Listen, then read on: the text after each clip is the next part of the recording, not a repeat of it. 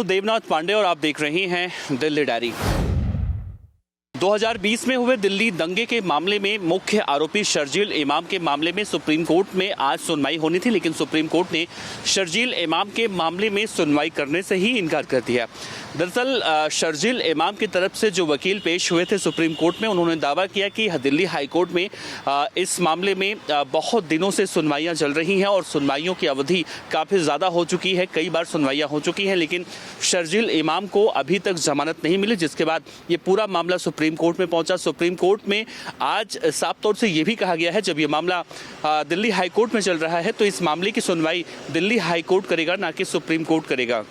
लेकिन supreme court ने इतना ज़रूर कहा है कि दिल्ली हाई कोर्ट जल्दी से जल्दी इस मामले की सुनवाई करे और जो भी इस मामले में नतीजा हो, यानी जो फैसला हो, फैसले तक पहुंचा जाए। शर्जील इमाम दरअसल दिल्ली में जब 2020 में दंगे हुए थे, जब CAA और NRC को लेकर देश के अलग अलग हिस्सों में लगातार इस तरह की खबरें निकलकर सामने आ रही थी और दिल्ली के अंदर खासतौर से मौजपुर, जाफराबाद इलाकों में दंगा इतना ज़्यादा उग्र हो चुका था कि उस वक्त हालात कंट्रोल करना दिल्ली पुलिस के लिए कहीं ना कहीं बहुत ज़्यादा मुश्किल हो चुका था। और इसी दंगे को भड़काने का आरोप शर्जील इमाम पर लगा था और तब से लेकर आज तक शर्जील इमाम दिल्ली की जेल में बंद है और लगातार उस मामले में जमानत को लेकर सुनवाइयां होती रहती हैं। लेकिन अब जब ये मामला सुप्रीम कोर्ट में पहुंचा तो सुप्रीम कोर्ट ने साफ तौर से सुनवाई करने से इनकार किया और अनुच्छेद 32 का हवाला देते हुए कहा गया कि पहले जहां ये केस चल रहा है वहां पर सुनवाई होनी चाहिए। और सुप्रीम कोर्ट की तरफ से ये भी कहा गया है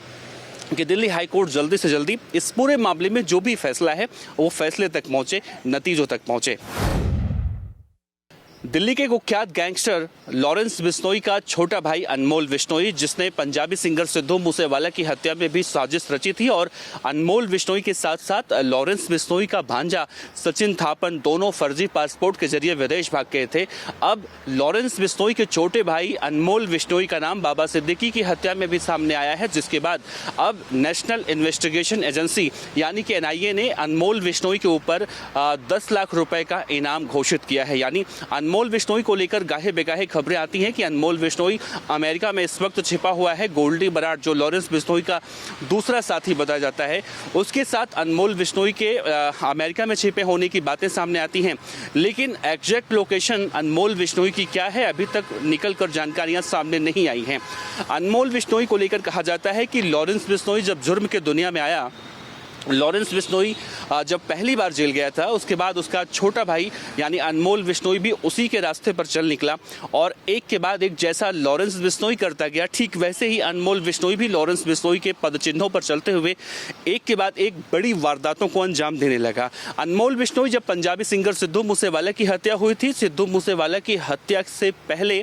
वो राजस्थान, दिल्ली, पंजाब या फिर उत्तर भारत में जो इस तरह से सिंडिकेट हैं, इन सिंडिकेटों में लोगों का ब्रेन वॉश करके भर्ती करने वाले जो लड़के होते हैं उनकी गैंग में एंट्री कराने का आरोप था। लेकिन जब सिद्धू मूसेवाला की हत्या हुई और लॉरेंस बिश्नोई को दिल्ली के तिहाड़ जेल से प्रोडक्शन रिमांड पर पंजाब की पुलिस लेकर गई थी, उसी वक्त अनमोल बिश्नोई और सचिन थापन उर्फ सचिन बिश्नोई ये दोनों पंजाब पुलिस के रडार पर थे। लेकिन बाद में जब पुलिस ने अलग अलग जगहों पर दबिशें दी और इन्हें पकड़ने की कोशिश की गई तो मालूम चला कि सबसे पहले ये फर्जी पासपोर्ट के जरिए पुर्तगाल जाते हैं और पुर्तगाल जाने के बाद अजरबैजान और अजरबैजान से फिर अमेरिका में छिपे होने की जानकारियां सामने आई। बहरहाल विदेश मंत्रालय ने उसके कुछ महीनों के बाद एक प्रेस कॉन्फ्रेंस में कहा था कि लॉरेंस बिश्नोई का तथाकथित भांजा, जिसका नाम सचिन थापन उर्फ सचिन बिश्नोई बताया गया था,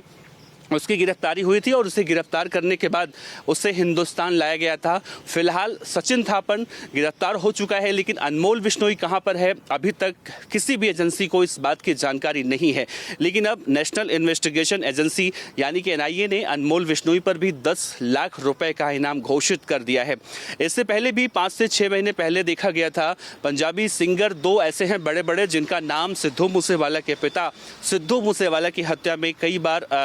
शामिल कर चुके हैं। उन दोनों की पार्टियों में अनमोल विश्नोई विदेश में यानी कि अमेरिका में देखा गया था डांस करते हुए, उसका वीडियो भी वायरल हुआ था। और उस वक्त भी सिद्धू मूसेवाला के पिता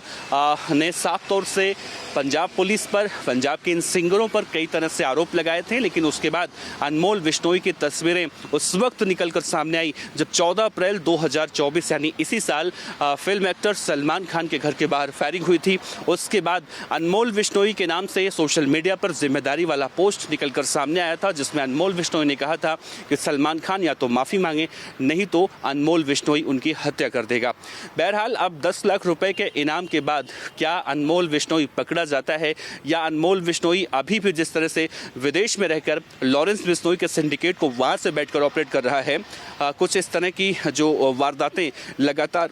देश के अलग अलग हिस्सों में देखने को मिल रही हैं, क्या इस पर कभी रोकथाम लग पाएगी? क्या लॉरेंस बिश्नोई जैसे गुजरात की जेल में है, कहा जाता है कि जेल के अंदर बैठकर ही वो अपने गुर्गों को आदेश देता है और उसके गुर्गे जो हिंदुस्तान के कोने कोने में आज के मौजूदा वक्त में बताए जाते हैं और उसके एक आदेश पर किसी को भी मरने या फिर मारने के लिए उतारू रहते हैं, क्या उसकी गैंग पर अब शिकंजा कसा जा सकेगा? बहरहाल ये देखना बड़ा अहम होगा।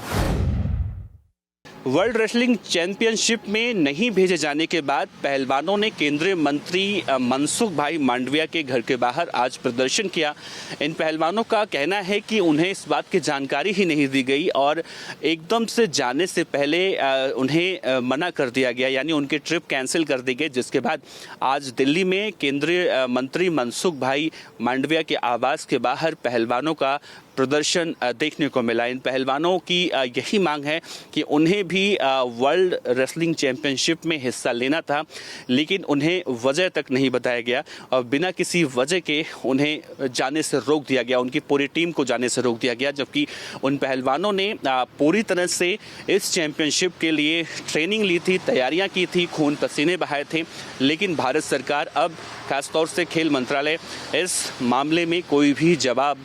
पहलवानों को नहीं दे पा रहा है। वैसे जब पहलवानों की बात होती है तो बीजेपी की सरकार, खास तौर से जो भी खेल मंत्री होते हैं मौजूदा कार्यकाल में, वो हमेशा से ही प्रधानमंत्री नरेंद्र मोदी की अगुवाई वाली सरकार पर निशाने पर रहते हैं। हालांकि इस विरोध प्रदर्शन को पहलवानों के हक में जोड़कर देखा जा रहा है, लेकिन मनसुख भाई मांडविया की तरफ से अभी इन पहलवानों को लेकर या फिर इस चैंपियनशिप को लेकर अभी कोई प्रतिक्रिया निकलकर सामने नहीं आई है। जिसके बाद ये जरूर माना जा रहा है कि जिस तरह से दिल्ली के जंतर मंतर भी पर पहलवानों का प्रदर्शन देखने को मिला था, क्या उस तरह का प्रदर्शन मनसुख भाई मांडविया के घर के बाहर तो नहीं हो रहा है? ऐसे में अभी आधिकारिक बयान की कहीं ना कहीं प्रतीक्षा की जा रही है, जिसके बाद कुछ भी आगे इस मामले में कहना सही हो पाएगा। बहरहाल पहलवानों का प्रदर्शन केंद्रीय मंत्री मनसुख भाई मांडविया के 30 जनवरी आवास के बाहर अभी भी देखने को मिल रहा है।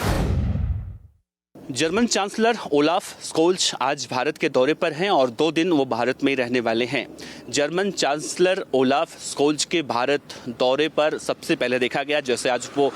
दिल्ली इंटरनेशनल इंदिरा गांधी एयरपोर्ट पर पहुंचे, उसके बाद उनका स्वागत किया गया, जिसके बाद प्रधानमंत्री नरेंद्र मोदी से उनकी मुलाकात हुई और इसके अगले ही पल में देखने को मिला कई सम्मेलनों में वो शामिल भी हुए, शिरकत करने के लिए पहुंचे। 2 दिवसीय उनकी भारत की यात्रा है, लेकिन जर्मन चांसलर ओलाफ स्कोल्ज की 2 दिवसीय यात्रा को बड़ा ही अलग रूप से देखा जा रहा है और कहा जा रहा है कि जर्मन चांसलर के इस भारत दौरे के बाद चीन साफ तौर से घुटने टेकते हुए दिखाई देगा। इसको समझने की अगर कोशिश की जाए तो कहा जा रहा है कि जर्मन चांसलर दरअसल भारत दौरे पर इसलिए आए हैं क्योंकि भारत एक बहुत बड़ा